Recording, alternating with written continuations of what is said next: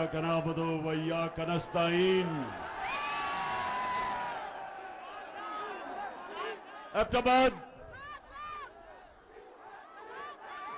एबटाबाद इस शानदार और जुनूनी इस्तकबाल का दिल से आपका शुक्रिया अदा करता हूं। बहुत बहुत शुक्रिया। मैं आज आपके पास किसी मकसद से आया हूं। नौजवानों, डीजल और पेट्रोल की अभी बाद में बात करता हूं। पहले जिस मकसद से मैं आपके पास आया हूं, आपने थोड़ा सा सब्र करके मेरी बात सुनिए। मैं आज एबटाबाद में अपनी बहनों को खास तौर पे खराज तहसीन पेश करता हूं कि हमारे मुखालिफ वो ये कहते हैं कि गर्मी बहुत ज्यादा होगी, लोग नहीं निकलेंगे इस्लामाबाद में। ये मेरे बहादुर नौजवानों के लिए तो खैर गर्मी कुछ नहीं है, हमारी बहनों के लिए भी गर्मी कुछ नहीं है। इंशाअल्लाह कोशिश तो इंसान करता है, कामयाबी अल्लाह देता है, लेकिन ये मेरा ईमान है कि 20 तारीख के बाद जब मैं इस्लामाबाद की अपनी कौम को कॉल दूंगा, ये मेरा ईमान है कि जितने मर्जी भी ये कंटेनर खड़े कर दें, 20 लाख लोग से ज्यादा इस्लामाबाद आएंगे इंशाअल्लाह। एबटाबाद जरा फिर से, क्योंकि ये सारे डर डर के इस जलसे को देख रहे होंगे,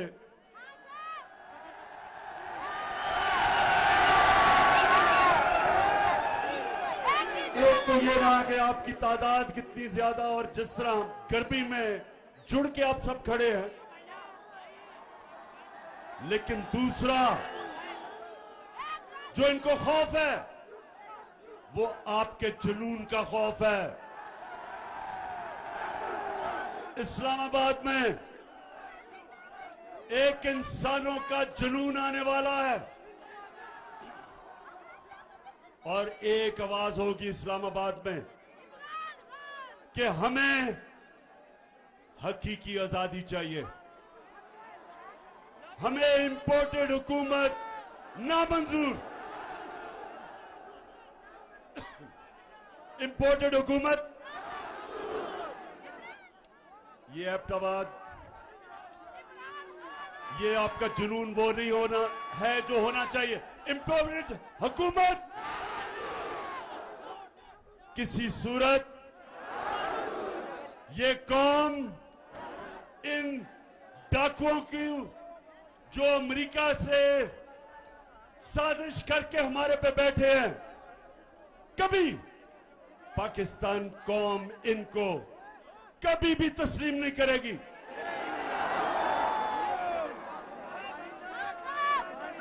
एबटाबाद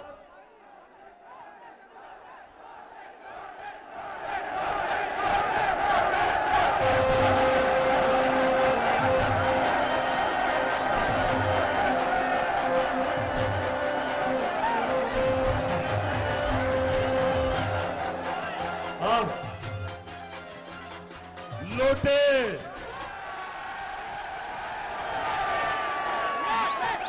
जहां तक मेरी गिनती है, पख्तूनख्वा में से तो सिर्फ एक लोटा निकला है,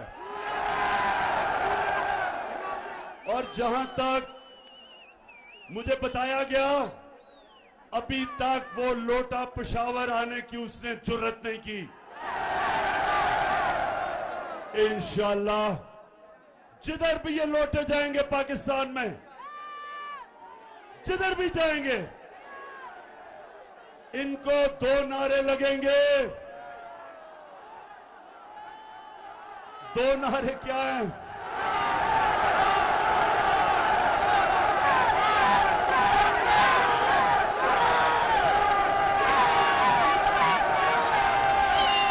एक लोगों को नारा लगेगा जमीर फरोश चोर और दूसरा नारा लगेगा गद्दार। जिधर भी ये जाएंगे इनको पता नहीं कि ये 2022 का पाकिस्तान, इसमें हमारे नौजवानों में शऊर है, कौम बेदार है। बड़े तो छोड़ो, स्कूल के बच्चों को भी पता है कि लोटा क्या होता है। इन्होंने एक अमरीकी साजिश का हिस्सा बनके, अमरीकी साजिश का हिस्सा बनके एक 22 करोड़ पाकिस्तानियों की मुंतखब हुकूमत को साजिश के तहत हटाया और इनके साथ शामिल थे यहां के मीर जाफर और मीर सादिक। नौजवानों, ये कौन थे मीर जाफर और मीर सादिक? जिनको नहीं पता मैं फिर से बता दूं, मीर जाफर जो मुसलमानों का, मुगलों का गवर्नर सिराजुद्दौला था, उसका सिपहसालार था, कमांडर इन चीफ था। उसने अंग्रेजों के साथ मिलके गद्दारी की सिराजुद्दौला से, मुसलमानों से।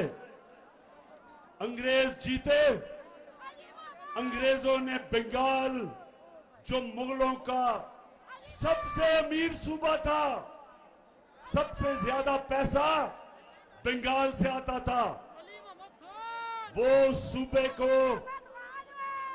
मीर जाफर की वजह से अंग्रेजों के गुलामी में गया और उसी जो सबसे अमीर सूबा था वहां कहत पड़े। अंग्रेजों ने इतना लूटा कि लाखों लोग भूख से मर गए वहां। और जब अंग्रेज गया 200 साल बाद, तो वो बंगाल हिंदुस्तान का सबसे गरीब सूबा बन गया। और मीर सादिक वो था जिसने टीपू सुल्तान से आखिर में जाके अंग्रेजों के साथ मिलके गद्दारी की और टीपू सुल्तान की शहादत हुई। और मैसूर जो टीपू सुल्तान की सल्तनत थी, अंग्रेजों की गुलामी में चली गई। ये गद्दारों ने आज ये किया पाकिस्तान से कि पाकिस्तान का प्राइम मिनिस्टर जो किसी से बुरे ताल्लुकात नहीं चाहता, जो किसी के मुल्क के खिलाफ नहीं है, सबसे दोस्ती चाहता है, लेकिन जो चाहता था कि हमारी फॉरेन पॉलिसी हमारे लोगों के मफादात की तहफ़्फ़ुज़ करे, हिफाजत करे, हम अपने लोगों को किसी मुल्क के लिए कुर्बान ना करें। जिस तरह अंग्रेजों, अमेरिकनों के साथ मिलके हमने जो उनकी जंग लड़ी, 80,000 पाकिस्तानियों की कुर्बानी दी गई, हमारा कबायली इलाका उजड़ गया, $100 अरब से ज्यादा हमारे मुल्क को नुकसान हुआ। मैं कभी इस तरह की फॉरेन पॉलिसी मानने के लिए तैयार था। मैं कभी अमेरिकनों को पाकिस्तान में बेसिस देने के लिए तैयार नहीं था। मैं कभी अमेरिका की जंग में शामिल होने के लिए तैयार नहीं था। मैं रूस से, अगर मैं रूस गया तो मैं चाहता था, और हमारी बात चल रही थी रूस से, कि 30% कम कीमत पे रूस हमें तेल दे ताकि मैं अपने लोगों के लिए पेट्रोल और फजल रहमान को सस्ता करूं।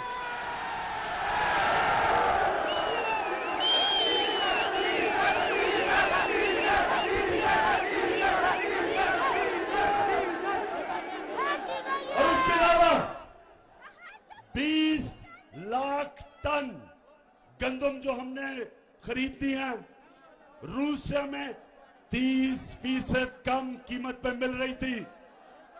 तो मेरा मकसद तो मेरी कौम है।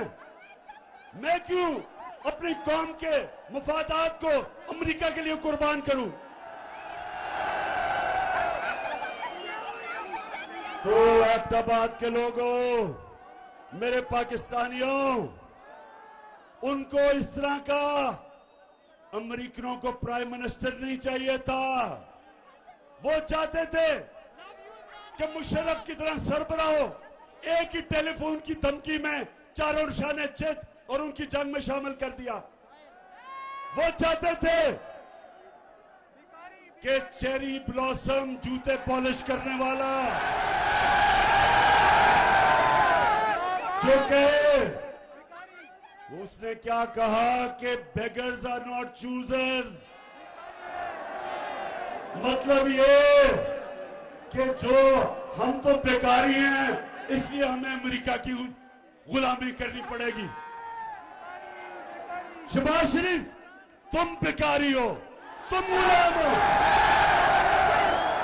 तुम बुज़दिल हो, तुम डाकू हो।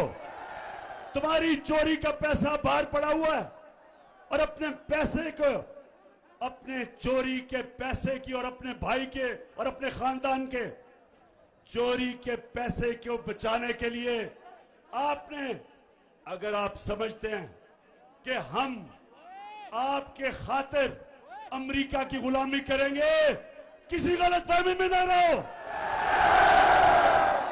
ये कौम नौजवानों याद कराओ, ये कौम जब बनने लगी थी, तहरीक पाकिस्तान था, तो वो कौन सा नारा था कि पाकिस्तान का मतलब क्या? ये उस नारे पे बनी है cherry blossom boot polish Shahbaz Sharif. ये अल्लाह के सामने दावा कर बैठी है।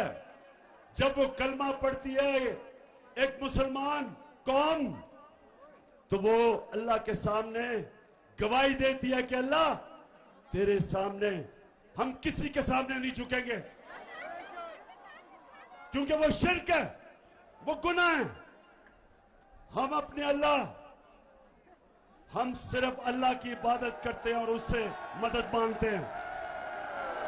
हम ना किसी सुपर पावर को मांगते हैं। हमारा जो लीडर दुनिया की तारीख का सबसे अजीम लीडर ना आया है, उससे पहले ना आ सकता है, हमारे नबी सल्लल्लाहु अलैहि वसल्लम। हम तो उनकी उम्मत हैं, हम तो उनकी उम्मत हैं। और उन्होंने ये कहा था कि इस्लाम मुसलमानों को गैरत देता है, ला इलाहा इल्लल्लाह इंसान को गैरत देता है। हम किसी के जूते पॉलिश करने वाले नहीं हैं। और इंशाअल्लाह इस्लामाबाद में 20 के बाद जब मैं कॉल दूंगा तो सारी कौम इस्लामाबाद पहुंच के एक पैगाम देगी, एक ही पैगाम देगी, एक ही पैगाम देगी कि इंपोर्टेड हुकूमत नामंजूर।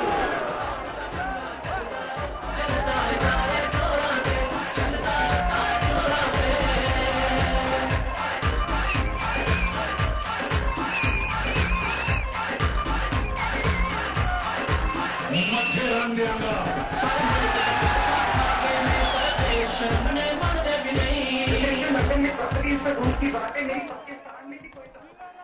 हाँ, कहती मोहतरमा फरमाती है कि लंदन तो छोड़ो, पाकिस्तान में भी कोई प्रॉपर्टी नहीं है। मैंने वैसे जो शरीफ खानदान ने झूठ बोले हैं मैंने कभी किसी को ऐसे झूठ बोलते नहीं देखा। तो अच्छा नौजवानों, बाशऊर नौजवानों, दिलेर नौजवानों और मेरी बहनों, सुनो जरा। मैं आज अपने मीडिया से एक सवाल पूछता हूं।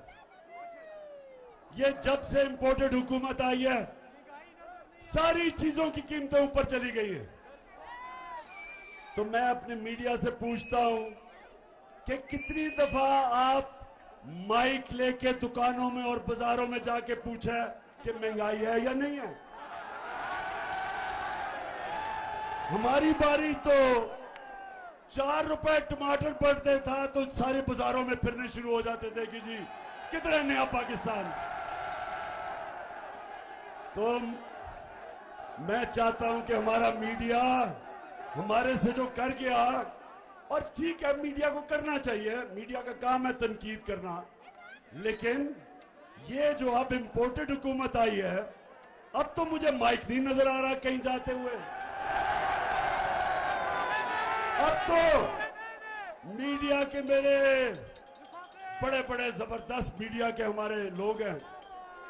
तो मैं जरा आज आपसे दरख्वास्त करता हूं कि खुदा के वास्ते जरा माइक लेके दुकानों में तो जाएं, बाजारों में जाएं, नौजवानों के पास जाएं।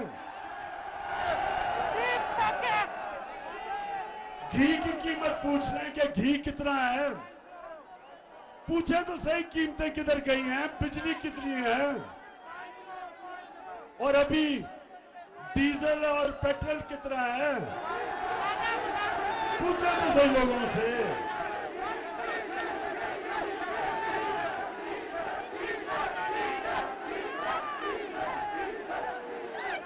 नौजवानों सुने जरा, जब ये जरा सुने, ईरान में मैं जरा आपकी तरबियत भी करता जाऊं, तारीख का भी बताता जाऊं, ताकि आप में और शऊर आए। सोशल मीडिया ने वैसे ही आप में शऊर पैदा कर दिया है। ईरान में 1954 के करीब, सुने जरा, एक उनका बड़ा तकड़ा इलेक्टेड प्राइम मिनिस्टर आया, उसका नाम मुसद्दक था। मुसद्दक इलेक्ट होके आया ईरान में। उसे पता चला कि ईरान का जो तेल है, वो सारा तेल जो ईरान से निकलता है, उसका सारा पैसा अमेरिकन और बरतानियों की तेल की कंपनीज वो सारी पैसा बना रही हैं, और ईरान के लोगों को मिल कुछ नहीं रहा, क्योंकि वो अवामी प्राइम मिनिस्टर था। उसने फैसला किया कि ये जो तेल ईरान से निकाल रही हैं, उनको वो नेशनलाइज करेगा, ताकि पैसा नफा ईरान के लोगों को मिले, बजाय बरतानिया और अमेरिकन कंपनीज। अमेरिका की CIA ने, और ये सब अब ये सारी चीजें अवेलेबल है, ये आप क्योंकि ये रिकॉर्ड्स डिक्लासिफाई हो गए, आप सबको मिल सकते हैं। हुआ क्या, अमेरिका ने फैसला किया कि इसको कराना चाहिए, रजीम चेंज करनी चाहिए। उन्होंने सबसे पहले चीज क्या की, उन्होंने मीडिया के ऊपर पैसा खिलाया, मीडिया को पैसा दिया कि टमाटर महंगे हो गए, प्याज महंगे हो गए। उसके खिलाफ, मुसद्दक के खिलाफ, पब्लिक को उसके खिलाफ करने के लिए मीडिया को उठाया। फिर उसके अंदर, उसकी पार्टी के अंदर जो सियासतदान थे, उनको लोटा बनाने की कोशिश की, पैसा चलाया। और फिर उन्होंने जो ऑपोजिशन पार्टीज थी, उन ऑपोजिशन पार्टीज को कहा कि इनके खिलाफ मुजाहरे करो। आपने देखा ही होगा, कभी डीजल कह रहे लॉन्ग मार्च करूंगा, और कभी ना बिलावल कह रहे मैं लॉन्ग मार्च करूंगा।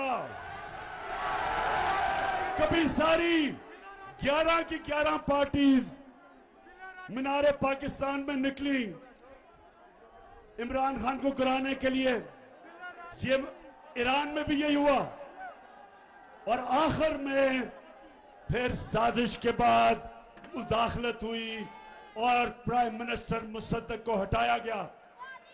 यही पाकिस्तान में जो मीडिया के ऊपर पैसा चला है, किन किन के ऊपर पैसा चला है, आपको सबको पता चल जाना चाहिए कि वो आज टमाटर और प्याज की बातें नहीं कर रहे। वो आज बिजली की कीमत जो बढ़ी है बातें नहीं कर रहे। वो आज ये नहीं बता रहे कि ये जनाब एक आदमी जिसको इन्होंने प्राइम मिनिस्टर बनाया है और जिसके बेटे को चीफ मिनिस्टर बनाया है, ये कोई बात नहीं कर रहा कि इनके ऊपर फैमिली पे 40 अरब रुपए के करप्शन के केस हैं। 16 अरब FIA के अंदर इनके नौकरों के नाम पे पैसे पकड़े हैं, जिसमें आपने सुना होगा मकसूद चपरासी का, जिसको बाहर भिजवा दिया। 375 करोड़ रुपए एक चपरासी के अकाउंट से निकले हैं। ये FIA का केस है। और आते साथ ही चेरी ब्लॉसम बूट पॉलिश ने FIA का वो सारे लोग जिन्होंने तफ्तीश की थी उनको निकाला इससे, उनसे इंतकाम कि कैसे तुम्हारी जरूरत है कि मेरे खिलाफ तुमने तफ्तीश की। कहीं नौजवानों, दुनिया में कहीं ये नहीं होता। मैं अपनी अदलिया से पूछता हूं कि मैं बड़े अदब से पूछता हूं कि इतवार को तो आपने सो मोटो एक्शन ले लिया, आपने रात के 12 बजे अदालतें खोल ली, लेकिन ये जो आपके सामने हो रहा है किसी जमहूरियत में यह हो सकता है कि FIA में 16 अरब रुपए के केसेस, डाका 1600 करोड़ रुपए का ये बाप और शहबाज शरीफ और उसके बेटों पे, और आप इसमें कुछ नहीं कर रहे। मुल्क का 1600 करोड़ रुपया चोरी हो और ऊपर वो बिठा दें, बिल्ले को बिठा दें दूध की हिफाजत करने के लिए। कौन सी जमहूरियत में ये होता है? और मैं आज नौजवानों ये सुन लें, मेरे नबी सल्लल्लाहु अलैहि वसल्लम ने आज से 1500 साल पहले तकरीबन कहा कि कौम तबाह कब होती है? जब छोटे चोरों को आप जेलों में डालते हैं और बड़े डाकुओं को आपका इंसाफ का निजाम नहीं पकड़ सकता, वो कौम तबाह हो जाती है।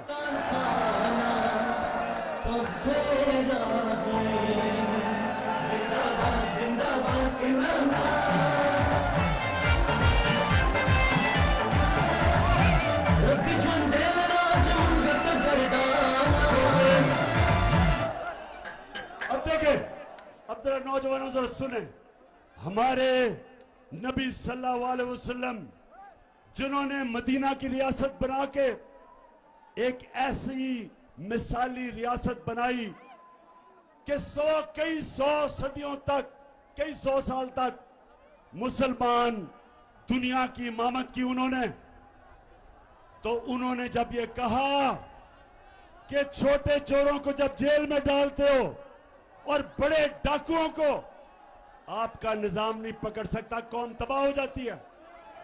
छोटे चोर साइकिल चोरी करेगा, भैंस चोरी करेगा, मोटरसाइकिल चोरी करेगा, हाँ मुल्क में तो मुश्किल पड़ेगी, लेकिन कौम नहीं तबाह होगी। कौम तब तबाह होगी जब अरबों रुपया मुल्क से चोरी करके, और जब आप अरबों रुपया चोरी करते हैं आप बिस्तर के नीचे नहीं रख सकते, आप बैंक में नहीं डाल सकते, आपको मुल्क से बाहर भेजना पड़ता है। और जब आप मुल्क से पैसा बाहर भेजते हैं, डॉलर लेते हैं, जब डॉलर खरीद के मुल्क से पैसा बाहर भेजते हैं, डॉलर की कमी होती है। जब डॉलर कम होता है तो रुपया गिर जाता है, डॉलर ऊपर चला जाता है, रुपया नीचे। जब रुपया गिरता है, और जैसे ये आए हैं रुपया गिरना शुरू हो गया। जब रुपया गिरता है नौजवानों, तो महंगाई होती है, सब चीज महंगी हो जाती है, गुर्बत होती है, मुल्क तबाही की तरफ चला जाता है। आज एक एक दुनिया में मुल्क जो गरीब है, उन सारे मुल्कों पे एक चीज है, उनके पैसे वाले लोग पैसा चोरी करके मुल्क से बाहर लेके जाते हैं और उनका इंसाफ का निजाम उनको नहीं पकड़ सकता।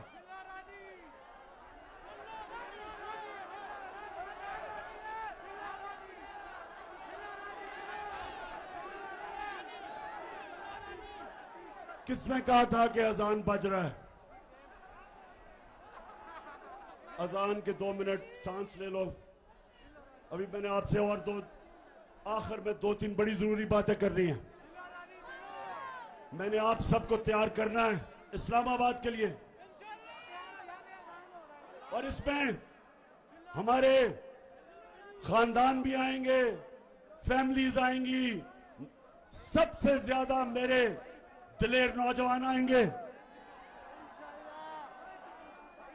और पख्तूनख्वा, क्योंकि आप इस्लामाबाद के सबसे करीब हैं, तो मुझे सबसे ज्यादा मैं पख्तूनख्वा के लोगों को वहां देखना चाहता हूं।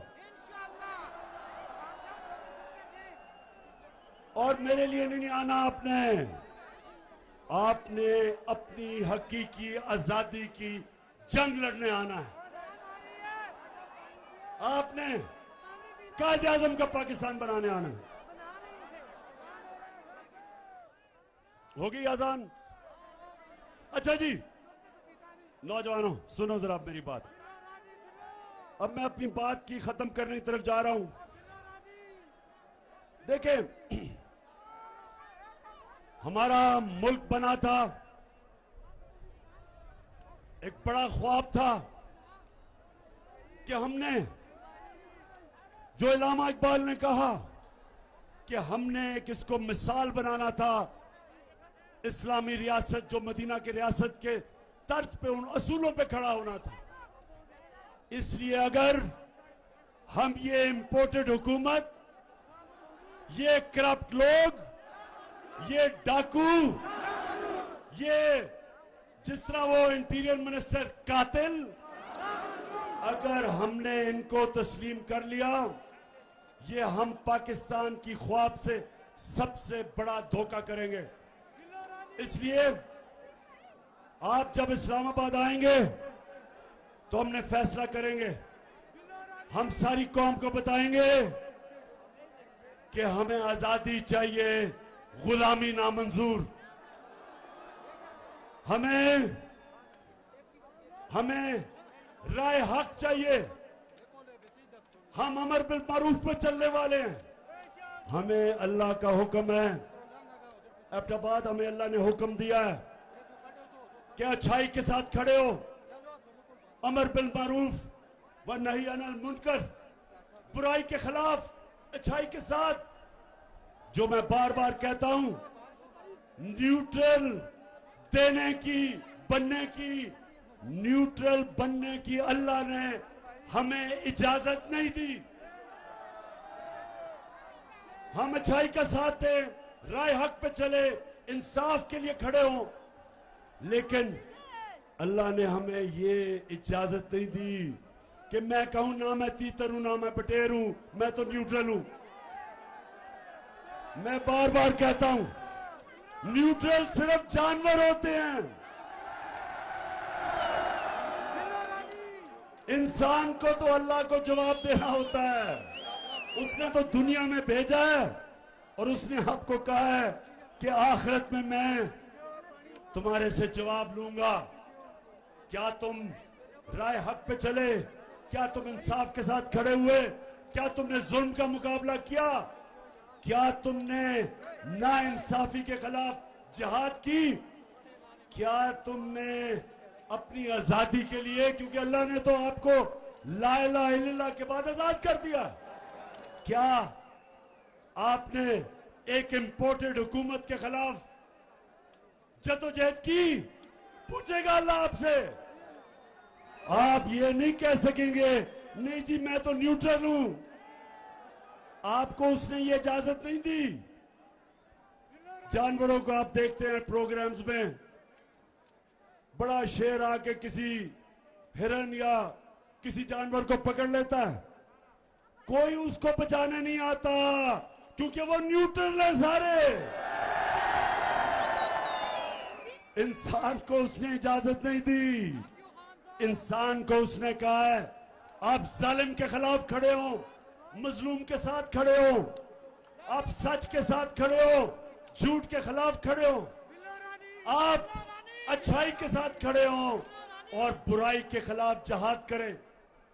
आप कभी भी जब आप तस्लीम करेंगे कि 60% कैबिनेट जमानत पे है, प्राइम मिनिस्टर जमानत पे है, चीफ मिनिस्टर पंजाब जमानत पे है, बाप बेटे के अलावा नून लीग को कोई मिलता नहीं है, उधर आसिफ जरदारी जमानत में है, उसकी राना सनाउल्लाह जमानत पे है। तो ये जब जिस मुल्क के ऊपर चोर डाकू कातिल ऊपर बैठ जाए, नौजवानों उस मुल्क का कोई मुस्तकबिल नहीं है और हम सब पे फर्ज हो जाता है कि हम इस जुल्म और नाइंसाफी के खिलाफ खड़े हो। तो मेरी सारी आपको आज पैगाम एक ही है, तैयारी करें। 20 तारीख के बाद जब भी मैं आपको कॉल दूं, हाथ खड़ा करके बताएं कि आप तैयार होंगे उसके लिए। जो वहां नहीं पहुंच सकते वो अहमदाबाद में निकलें, लेकिन निकलें सब। आप सब निकल के बताएं, अमेरिका को भी पैगाम जाए कि ये गुलाम कौम नहीं, ये आजाद कौम है और हम चेरी ब्लॉसम को बिल्कुल तस्लीम नहीं करेंगे। और ये जो इसने आके कहा कि मैं अपने कपड़े भी उतार दूंगा आटा सस्ता करने के लिए, खुदा के वास्ते शहबाज शरीफ ये ड्रामे खत्म करो।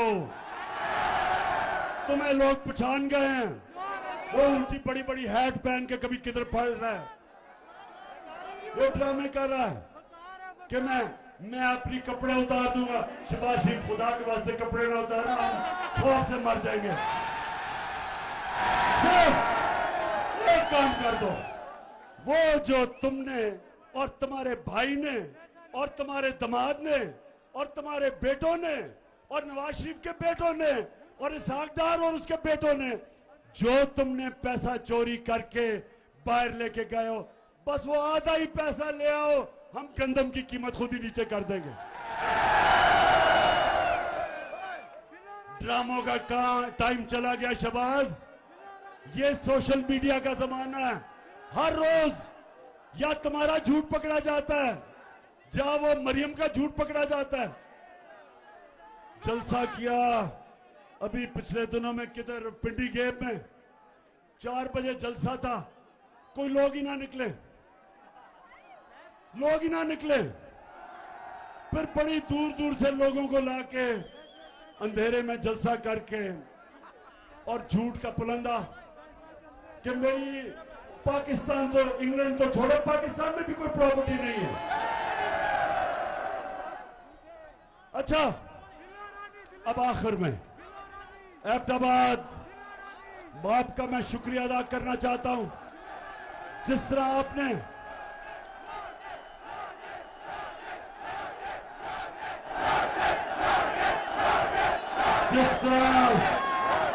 हमें इलेक्शन जताई, शिकस्त दी। कहते थे कि नून लीग का गढ़ है, नून लीग, ये आज मेरी बात सुन लो, इलेक्शन से ना भागो। जब भी इलेक्शन होगा तुम समझते हो कि तुम अब सेंट्रल पंजाब में रह गए हो, तुम्हें सेंट्रल पंजाब में भी अब छुपने की जगह नहीं मिलेगी, क्योंकि इस पंजाब के पाकिस्तान के लोग गैरतमंद लोग हैं, हमारे लोग गैरतमंद हैं। हम बूट पॉलिशरों को साथ नहीं चलते, हम अमेरिका के गुलामों के साथ नहीं चलते, हम डाकुओं के साथ नहीं चलते। ये कौम अब तैयार है। 75 साल के बाद मेरी कौम तैयार है उस पाकिस्तान की तरफ जाने के लिए जो हमें कायदे आजम, जिस पाकिस्तान के लिए उन्होंने अपनी जान कुर्बान की, उस पाकिस्तान के लिए हम तैयार हैं। और इंशाअल्लाह जब हम इस्लामाबाद पहुंचेंगे, जब इस्लामाबाद में 20 लाख लोग पहुंचेंगे, तो वो पाकिस्तान हम सबको नजर आना शुरू हो जाएगा। पाकिस्तान जिंदाबाद।